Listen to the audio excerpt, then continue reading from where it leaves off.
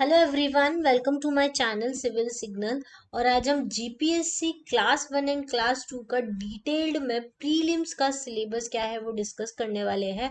बहुत सारे स्टूडेंट्स की क्वेरी थी कि प्रीलिम्स के सब्जेक्ट तो पढ़ता है लेकिन उनका जो डिटेल्ड सिलेबस है उसमें से हम क्या पढ़े और क्या नहीं पढ़े उसमें बहुत कंफ्यूजन है। तो आज हम डिटेल में प्रीलिम्स का सिलेबस डिस्कस करेंगे कि कौन कौन से टॉपिक आपको पढ़ने हैं, कौन कौन से टॉपिक आपको नहीं पढ़ने हैं। ये सब भी हम पूरे वीडियो में डिस्कस करेंगे। और कौन से टॉपिक ज़्यादा इम्पोर्टेंट है, कौन से टॉपिक को आपको ज़रूर पढ़ के जाना है, उनका मल्टीपल रिवीजन कैसे करना है, प्लस कौन से सब टॉपिक ऐसे हैं जिनको आप लास्ट मोमेंट पे छोड़ सकते हैं या उनको कम प्रेशराइज देकर कम लर्न कर सकते हैं जिससे आपका टाइम कंज्यूम बच सके। ये सारी चीजें हम इस वीडियो में डिस्कस करेंगे। तो इस वीडियो को एंड तक जरूर देखिएगा, आपको काफी ज्यादा क्लियरिटी मिलेगी प्रीलिम्स के डिटेल्ड सिलेबस की। इसके अलावा मैं आपको एक और चीज इन्फॉर्म करना चाहूंगी कि मैं अभी कुछ दिन से कंसिस्टेंट नहीं थी बिकॉज मेरा बेबी छोटा था। लेकिन आज से हम वीडियो कंसिस्टेंटली डालूंगी। जीपीएससी से रिलेटेड जो भी आपके इम्पोर्टेंट क्वेश्चंस हो सकते हैं, इंपॉर्टेंट टॉपिक्स हो सकते हैं, इंपॉर्टेंट नोटिफिकेशंस हो सकते हैं, उस सब के वीडियोस आपको मेरे चैनल पर मिलेगा। अगर आपको ये वीडियो पसंद आता है तो प्लीज चैनल को लाइक शेयर एंड सब्सक्राइब जरूर कीजिएगा। और अब हम स्टार्ट करते हैं जीपीएससी का प्रीलिम्स का डिटेल में सिलेबस क्या होना चाहिए। तो देखिए, जीपीएससी में जैसा कि आपको पता है कि इसका स्कीम पैटर्न क्या है, उसमें दो पेपर होते हैं, जीएस 1 एंड जीएस 2। जीएस 1 में 200 मार्क्स का पेपर होता है, 200 क्वेश्चंस होते हैं। मीडियम दो लैंग्वेज में पेपर आता है, इंग्लिश लैंग्वेज में और गुजराती लैंग्वेज में, ये ही दो लैंग्वेज में आता है। और टाइम आपके पास होता है 120 मिनट्स का, ठीक है, इतना आपके पास टाइम होता है। अब जो जीएस 1 पेपर होता है उसमें 4 सब्जेक्ट आते हैं, जीएस 2 वाला जो पेपर होता है उसमें 4 सब्जेक्ट आते हैं। ऐसे टोटल 8 सब्जेक्ट आपको प्रिपेयर करने हैं प्रीलिम्स के लिए।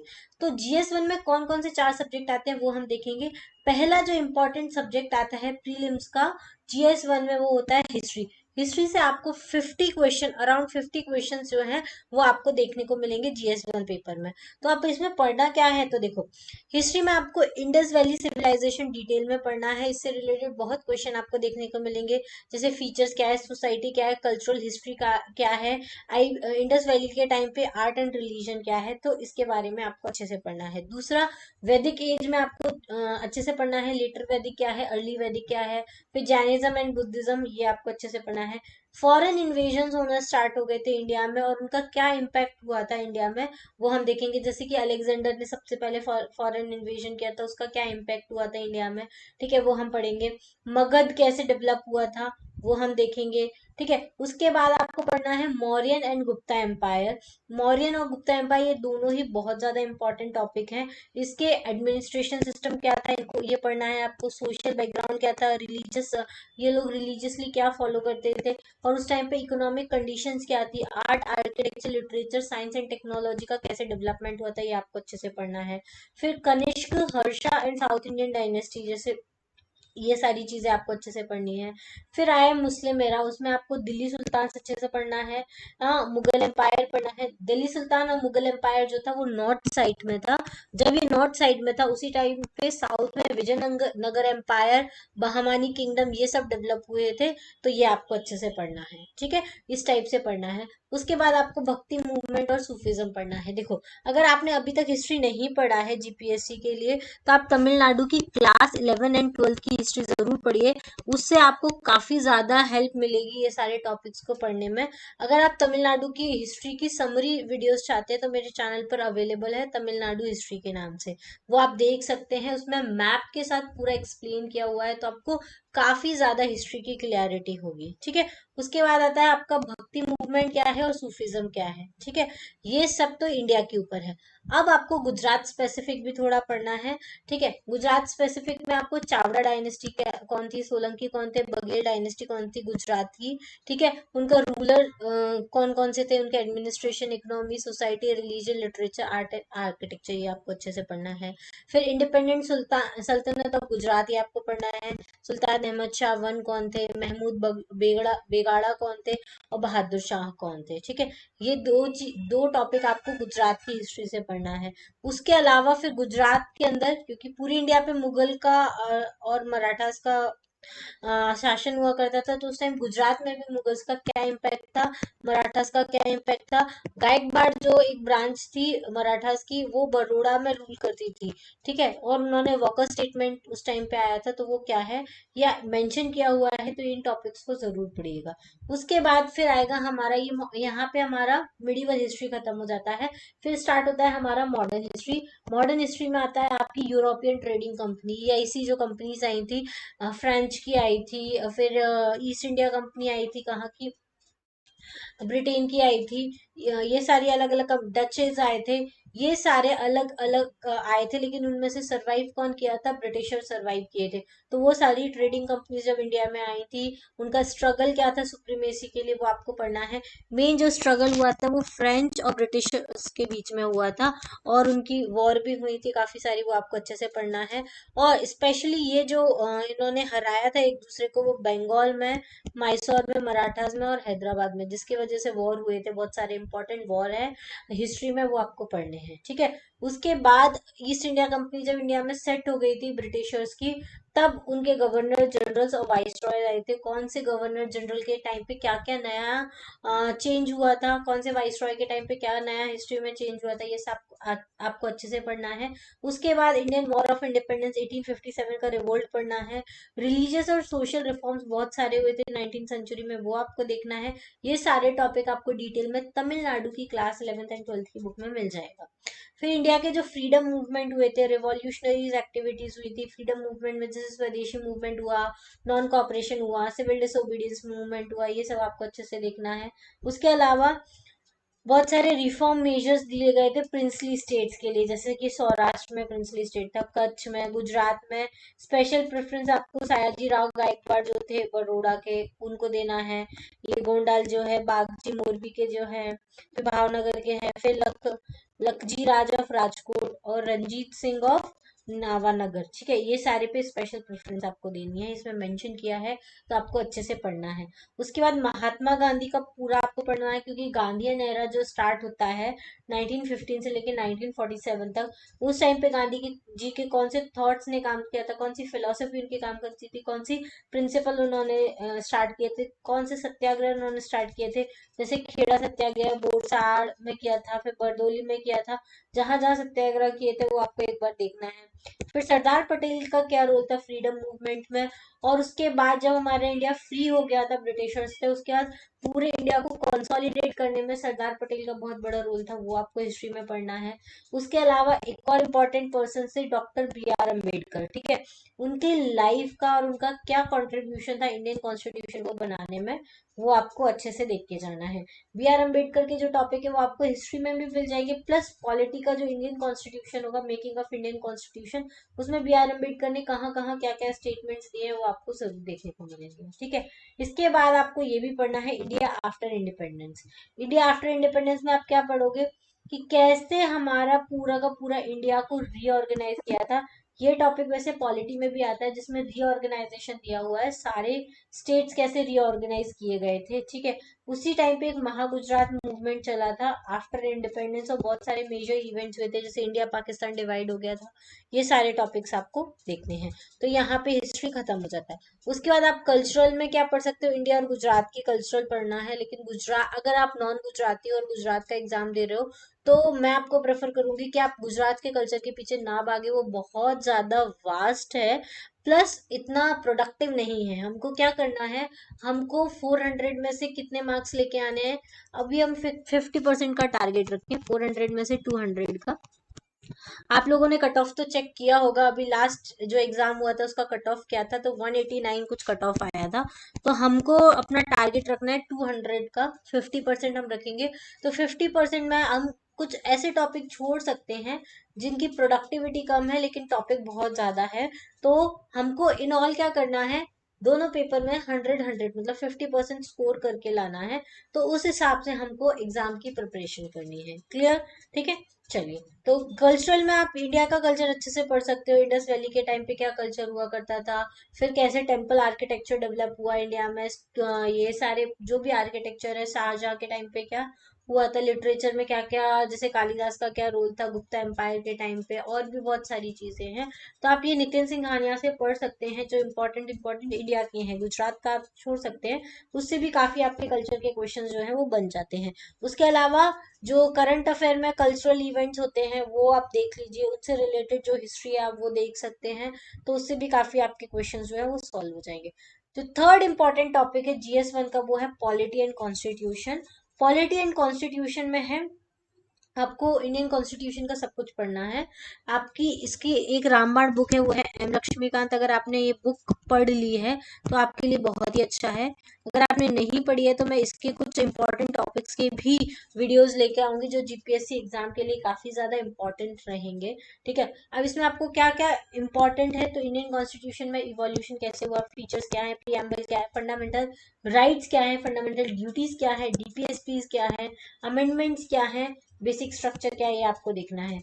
फिर आपका जो इम्पोर्टेंट पार्ट रहेगा, पार्लियामेंट और स्टेट लेजिस्लेचर का स्ट्रक्चर, फंक्शन, पावर, प्रिविलेजेस क्या क्या है। ठीक है, फिर फेडरल स्ट्रक्चर है हमारा, तो उसका क्या क्या हमको चैलेंजेस है। ठीक है, devolution of power and finances, कैसे हमने डिवॉल्व किया है लोकल लेवल तक। ठीक है, क्योंकि हमारे यहाँ पे क्या है, सेंट्रल लेवल है, फिर स्टेट लेवल है, फिर लोकल लेवल है। तो ये कैसे डिवोल्यूशन हुआ है पावर का, ये आपको अच्छे से देखने को मिलेगा पॉलिटी वाले पार्ट में। फिर उसके बाद आपको अच्छा इंपॉर्टेंट पढ़ना है पंचायती राज सिस्टम कैसे काम करता है, लिबरलाइजेशन, प्राइवेटाइजेशन एंड ग्लोबलाइजेशन का क्या इम्पैक्ट है गवर्नेंस पे। ये वाला टॉपिक आपको इकोनॉमी में भी देखने को मिलेगा। ठीक है, फिर क्वासी जुडिशियल बॉडीज कौन कौन सी है, रेगुलेटरी बॉडीज कौन सी है, ये आपको अच्छे से देखना है। राइट और इश्यूज, राइट्स इश्यूज जैसे कि ह्यूमन राइट्स क्या है, वुमेन राइट्स क्या है, SC/ST राइट्स क्या है, चाइल्ड राइट्स क्या है, ये आपको टॉपिक अच्छे से देखते हैं। फिर इंडिया की फॉरेन पॉलिसी क्या है, इंटरनेशनल रिलेशंस क्या है।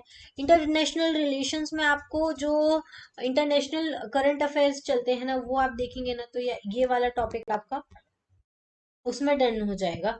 फिर इंपॉर्टेंट पॉलिसीज, जैसे कि गवर्नमेंट अलग अलग प्रोग्राम लॉन्च करती रहती है, स्कीम लॉन्च करती रहती है, सेंट्रल गवर्नमेंट अलग करती है, स्टेट गवर्नमेंट अलग करती है।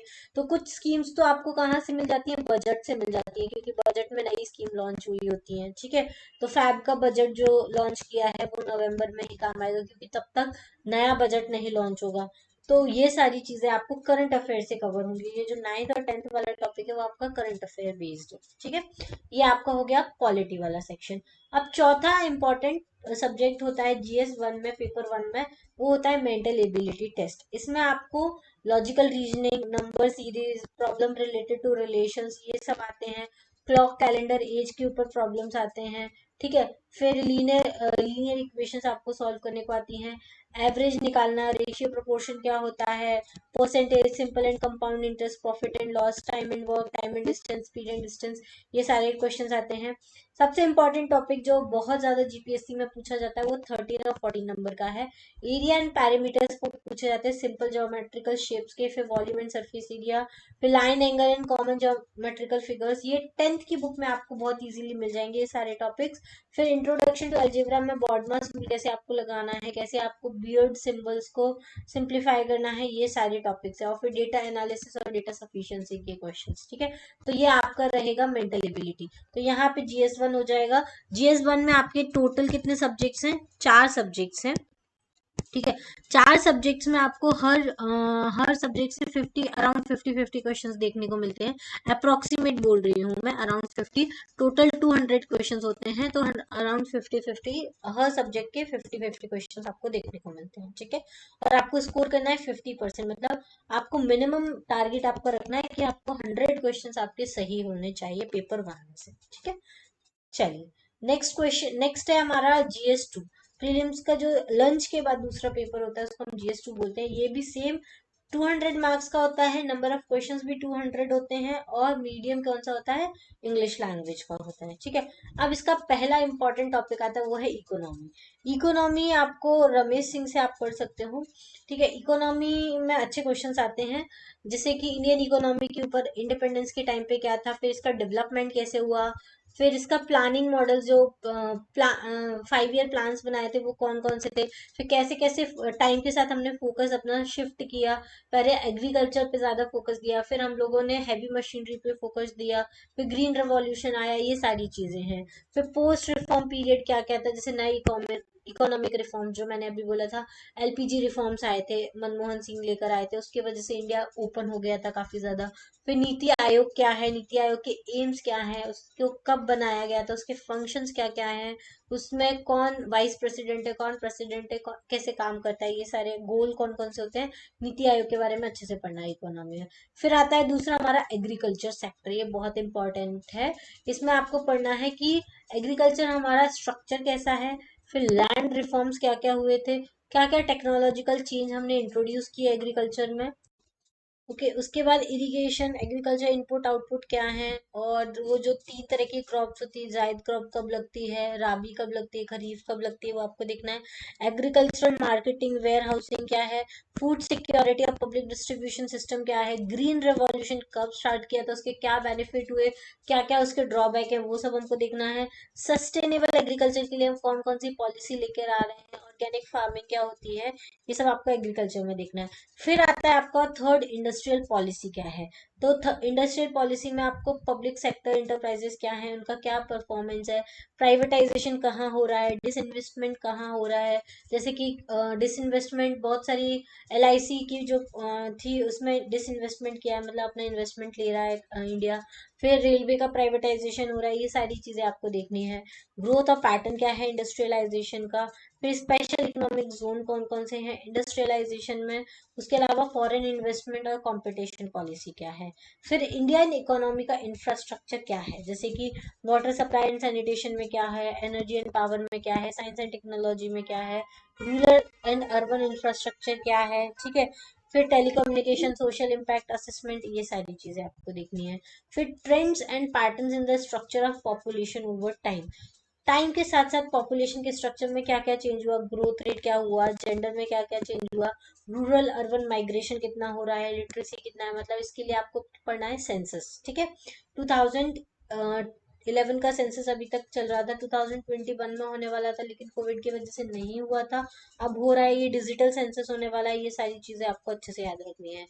फिर पोवर्टी और इनइक्वालिटी क्या है, अनएम्प्लॉयमेंट का क्या ट्रेंड चल रहा है हमारी कंट्री में। फिर फिजिकल क्वालिटी क्या है लाइफ इंडेक्स की, ह्यूमन डेवलपमेंट इंडेक्स देखना है, ह्यूमन पॉवर्टी इंडेक्स देखना है। ये सारे इंडेक्सेस हर साल रिलीज होते हैं, उनकी रैंकिंग भी आपको पता होना चाहिए कि इंडिया की रैंक क्या है इन सारे इंडेक्सेस में। नेशनल हैप्पीनेस इंडेक्स क्या है, ठीक है। फिर Indian public finances, Indian public finances में क्या है, टैक्स सिस्टम क्या है इंडिया का, सबसे पहली चीज। फिर पब्लिक एक्सपेंडिचर क्या है, पब्लिक डेट क्या है, डेफिसिट क्या है, सब्सिडीज क्या है इंडियन इकोनॉमी की, सेंट्रल स्टेट का फाइनेंशियल रिलेशन क्या है, रिसेंट फिजिकल और मॉनेटरी पॉलिसी में क्या क्या इश्यूज चल रहे हैं, और सबसे इम्पोर्टेंट है जीएसटी, जीएसटी का क्या कॉन्सेप्ट है और उसका क्या इम्प्लीकेशंस है, ये आपको करंट न्यूज से देखने को मिलेगा, ठीक है। फिर आएगा हमारा trend composition, structure and direction of India foreign trade, मतलब इंडिया का क्या फॉरेन ट्रेड चल रहा है, उसका क्या स्ट्रक्चर है, उसका क्या कंपोजिशन है। फिर इंडिया का बैलेंस ऑफ पेमेंट सिचुएशन क्या है पोस्ट रिफॉर्म पीरियड में, वो आपको देखना है।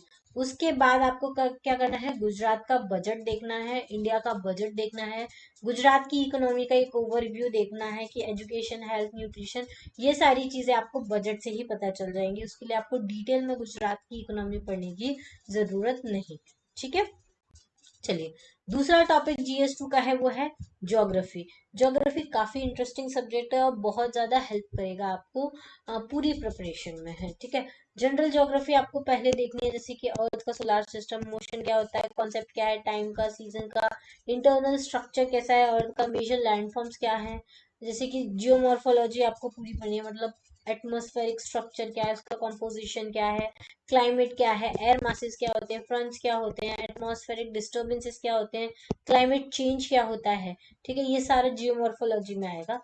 उसके बाद आता है ओशियोनोग्राफी, उसमें ओशियंस के बारे में आता है कि फिजिकल, केमिकल और बायोलॉजिकल कैरेक्टरिस्टिक्स क्या है, हाइड्रोलॉजिकल डिजास्टर्स, मतलब ओशियन में क्या क्या डिजास्टर आते हैं, मरीन एंड कॉन्टिनेंटल रिसोर्सेज कौन कौन से हो सकते हैं ओशन से, तो ये ओशियोनोग्राफी में आपको पढ़ना है, ठीक है, ये जनरल हो गया। फिर दूसरा आएगा आपका फिजिकल ज्योग्राफी, जिसमें आपको वर्ल्ड की फिजिकल ज्योग्राफी आनी चाहिए, इंडिया की आनी चाहिए, गुजरात की आनी चाहिए। ठीक है, वर्ल्ड की फिजिकल ज्योग्राफी में क्या क्या आएगा, अलग अलग कॉन्टिनेंट्स हैं, उनकी फिजिकल ज्योग्राफी की, कहाँ पे कौन कौन से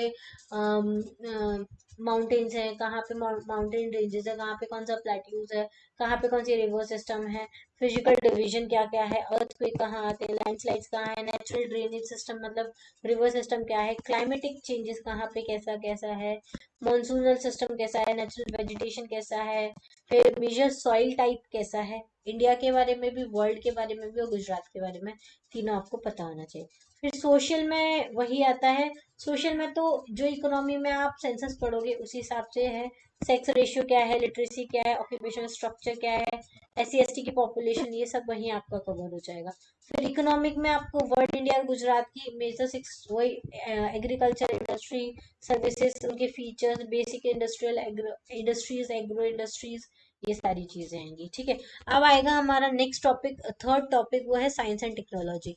जो आपका सेकंड पेपर होगा GS2, उसमें अधिकतर क्वेश्चंस आपको करंट अफेयर से देखने को मिलेंगे। ठीक है, ज्योग्राफी को छोड़ के इकोनॉमी के जो क्वेश्चन है वो आपको करंट अफेयर से रिलेटेड मिलेंगे, साइंस एंड टेक के क्वेश्चन आपको करंट अफेयर से रिलेटेड मिलेंगे, और चौथा टॉपिक जो है वो खुद ही करंट अफेयर है, तो उसके टॉपिक्स आपको ज्यादा मिलेंगे।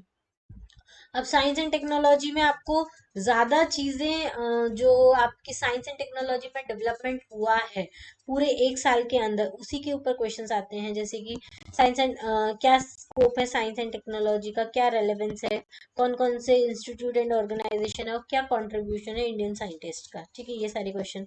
फिर इंफॉर्मेशन कम्युनिकेशन टेक्नोलॉजी आपको देखने को मिलेगी, ICT के बारे में, ये सारे इस टाइप की जो भी न्यूज में रहते हैं वो आपको पढ़ लेना है।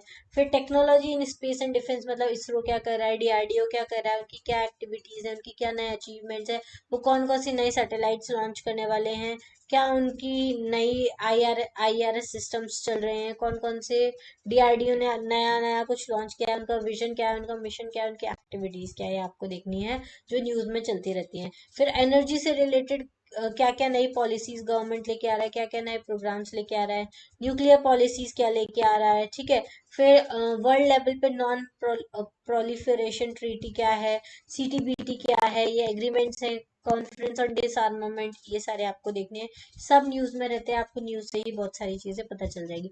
फिर ये 6 बहुत इंपॉर्टेंट टॉपिक है, एनवायरमेंटल साइंस, इससे रिलेटेड जो भी आपकी न्यूज में एनवायरमेंट से रिलेटेड टॉपिक चल रहे हैं, क्योंकि कार्बन पोल्यूशन बढ़ रहा है, हमारी अर्थ का टेम्परेचर बढ़ रहा है, ये सारी एनवायरमेंटल हैजार्ड्स बहुत हो रहे हैं, अर्थक्वेक बहुत सारे आ रहे हैं, ग्लोबल वार्मिंग बढ़ रही है।